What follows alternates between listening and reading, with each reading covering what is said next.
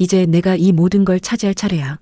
민두식도 민경채도 백설이도 모두 내 발밑에 무릎 꿇게 될 거다. 김선재가 민간그룹 빌딩 최상층 회장실에서 혼잣말을 중얼거렸는데요. 밤 10시 모두가 퇴근한 텅 빈 회장실에 홀로 선 그의 눈빛은 야망으로 번득이고 있었습니다. 도시의 야경이 발 아래 펼쳐져 있었고 창문에 비친 자신의 모습을 바라보며 차가운 미소를 지었죠. 모두가 그를 민경채의 충실한 개라고 생각했지만 사실 그는 주인을 물어뜯을 날만 기다리는 굶주린 늑대였어요. 가난에서 벗어나기 위해 백설이와 뱃속의 아이를 버렸던 그날부터 그는 오직 권력의 정점에 오르는 것만 꿈꿔왔습니다. 민경채의 약점도 백설이의 정체도 민두식 회장의 비밀 계좌도 모든 걸 손에 쥐고 있는 사람은 바로 자신이었죠.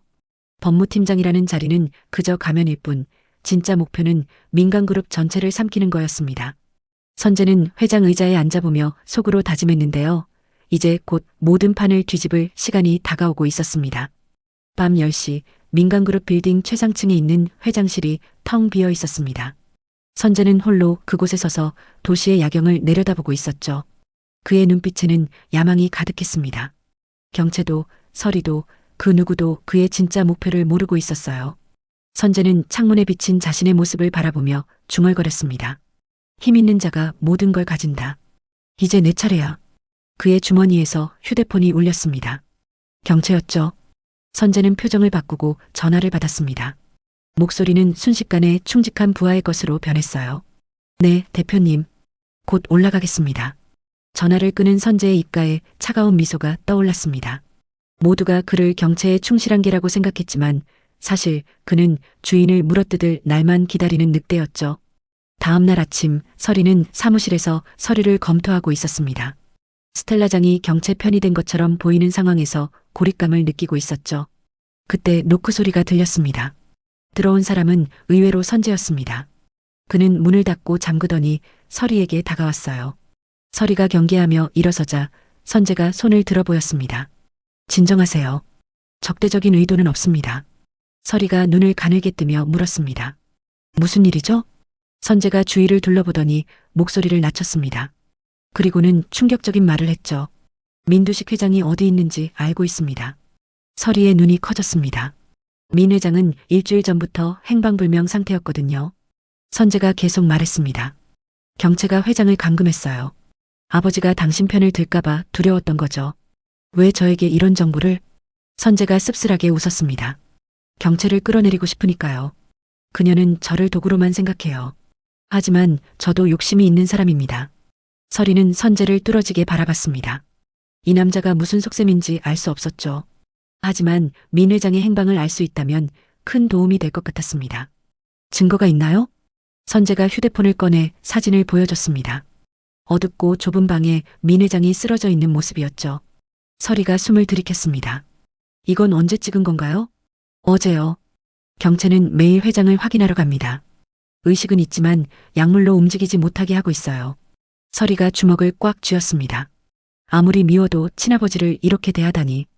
경채의 잔인함에 소름이 돋았죠. 그때 선재가 더 놀라운 제안을 했습니다. 손을 잡읍시다. 경채를 제거하고 민간그룹을 우리가 나눠 가지는 겁니다. 설이는 한참을 고민했습니다. 선재를 믿을 수는 없었지만 지금 상황에서는 동맹이 필요했어요. 좋아요. 하지만 먼저 민 회장부터 구해야 합니다. 선재가 고개를 끄덕였습니다. 내일 밤 경채가 자리를 비웁니다. 그때가 기회예요. 두 사람의 위험한 동맹이 시작된 것입니다. 하지만 설이는 몰랐죠. 선재가 경채뿐만 아니라 자신도 제거할 계획이라는 걸요. 그날 오후 선재는 지섭과 자경 부부를 만났습니다. 고급 호텔 라운지에서였죠. 지섭은 선재를 의심스러운 눈빛으로 바라봤습니다. 갑자기 왜 만나자고 한 거요? 선재가 차를 한 모금 마시고 말했습니다. 민간그룹의 미래에 대해 이야기하고 싶어서요. 자경이 눈을 반짝이며 물었습니다. 무슨 뜻이죠?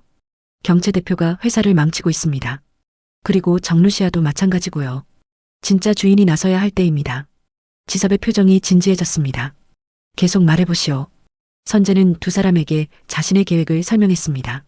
경채와 설이를 동시에 제거하고 지섭을 회장으로 만들겠다고요. 물론 자신은 부사장 자리를 원한다고 했죠. 자경이 흥미로운 표정을 지었습니다. 당신이 우리를 도울 이유가 뭐죠? 저도 성공하고 싶으니까요. 경채 밑에서는 영원히 부하일 뿐입니다. 지섭과 자경은 서로를 바라봤습니다. 그들도 선재를 완전히 믿지는 않았지만 이용할 가치는 있어 보였죠. 다음 날 밤 서리와 태경은 선재가 알려준 장소로 향했습니다. 도시 외곽의 낡은 창고였죠. 선재가 먼저 와서 기다리고 있었습니다. 경비는 2명뿐입니다. 제가 처리했어요. 세 사람은 조심스럽게 창고 안으로 들어갔습니다. 지하로 내려가자 작은 방이 나타났고 그 안에 민 회장이 침대에 묶여 있었죠. 민 회장은 의식은 있었지만 말을 하지 못했습니다. 약물 때문이었죠. 서리가 급히 끈을 풀었습니다. 회장님 괜찮으세요? 민 회장이 고개를 끄덕였습니다. 눈빛에는 감사함이 담겨 있었죠. 태경과 선재가 민 회장을 부축해서 밖으로 나왔습니다. 그런데 창고를 나서자 경채와 공 실장 그리고 경비원들이 기다리고 있었습니다. 경채의 얼굴에는 승리의 미소가 떠올라 있었죠. 역시 예상대로네요. 선재 씨가 배신할 줄 알았어요. 선재가 당황한 표정을 지었습니다. 어떻게? 경채가 비웃었습니다. 당신 정도는 제 손바닥 아니에요. 일부러 미끼를 던진 거죠. 서리가 선재를 노려봤습니다. 이중 함정이었던 거예요. 하지만 그때 선재가 갑자기 웃기 시작했습니다. 정말 그렇게 생각하세요, 경채 대표님? 선재가 손을 들자 갑자기 다른 곳에서 사람들이 나타났습니다. 지섭과 자경, 그리고 그들이 고용한 경비원들이었죠. 경채의 얼굴이 창백해졌습니다. 오빠? 왜? 지섭이 차갑게 말했습니다. 이제 내가 물러날 때야, 경채야. 상황이 순식간에 역전됐습니다. 선재는 모두를 이용하고 있었던 거죠. 그는 민 회장을 데리고 차에 올랐습니다. 이제 민 회장님이 깨어나시면 모든 게 바뀔 겁니다. 과연 누구를 선택하실까요? 선재는 민 회장을 데리고 사라졌습니다. 남은 사람들은 서로를 경계하며 대치했죠. 다음 날 민간그룹은 충격에 빠졌습니다. 민 회장이 돌아왔다는 소식이 퍼졌거든요. 그리고 긴급 이사회가 소집됐죠. 이사회장에 모든 주요 인물들이 모였습니다. 민 회장은 아직 몸이 완전하지 않았지만 의자에 앉아 모두를 둘러봤죠. 그리고 입을 열었습니다. 목소리는 약했지만 분명했어요. 나를 감금한 사람이 누구인지 알고 있습니다. 경채가 떨리는 목소리로 말했습니다. 아버지, 오해해요. 저는 조용히 해. 민 회장의 일갈에 경채가 입을 다물었습니다.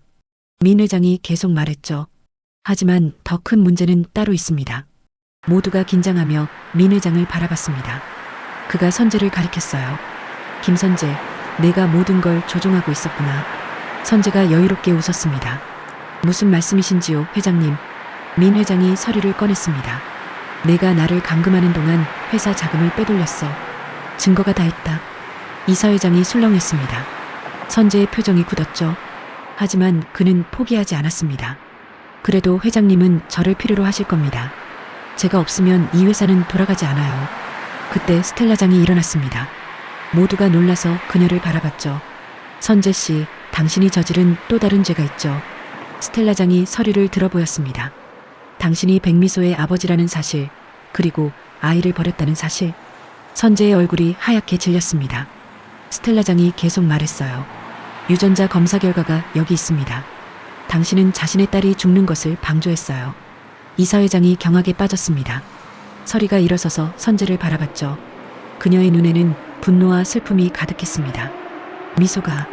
미소가 마지막까지 아빠를 찾았어요. 하지만 당신은 없었죠. 선재가 무릎을 꿇었습니다.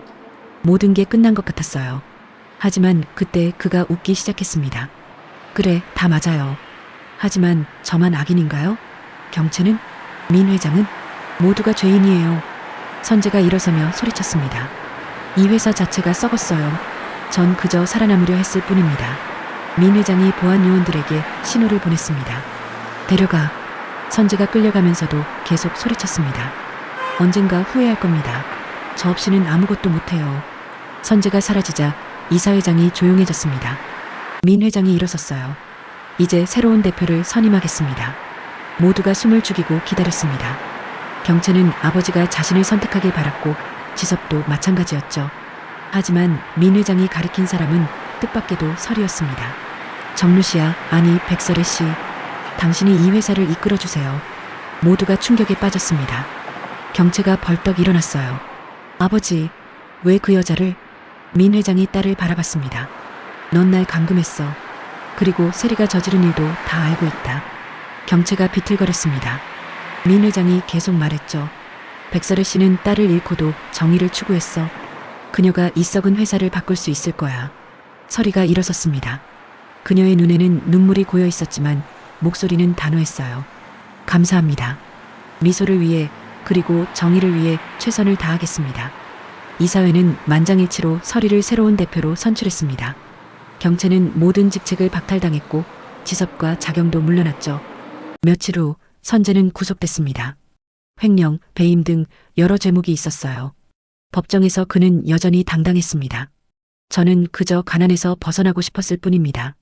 하지만 판사는 차갑게 말했습니다. 그것이 죄를 정당화할 수는 없습니다. 선재는 징역 5년을 선고받았습니다. 끌려가면서 그는 서리를 바라봤죠. 그 눈빛에는 후회가 담겨 있었습니다.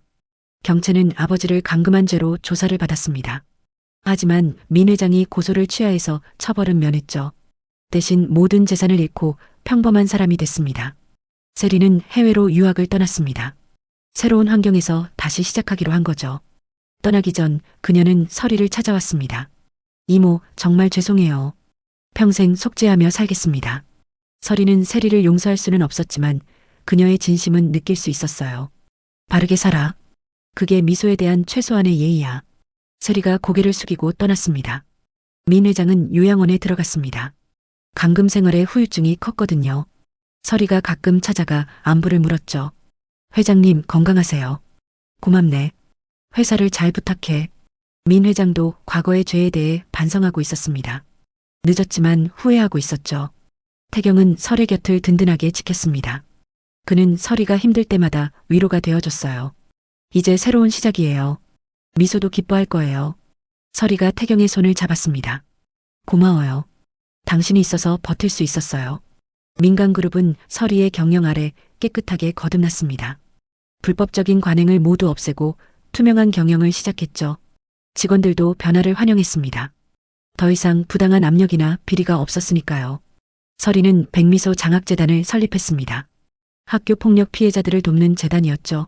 많은 아이들이 도움을 받았습니다. 1년 후 선재는 감옥에서 반성문을 썼습니다. 서리에게 보내는 편지였죠. 미안합니다. 제가 그때 다른 선택을 했다면 미소가 살아있었을 겁니다. 용서는 바라지 않습니다. 다만 진심으로 후회하고 있다는 것만 알아주세요. 서리는 편지를 읽고 눈물을 흘렸습니다. 용서할 수는 없지만 선재도 어떤 면에서는 피해자였을지도 모른다는 생각이 들었어요. 스텔라장은 서리를 계속 지원했습니다. 그녀의 지혜와 경험은 큰 도움이 됐죠. 서리야, 넌 정말 강한 여자야. 미소도 자랑스러워할 거야. 서리는 미소의 무덤을 찾았습니다. 꽃을 놓으며 말했어요.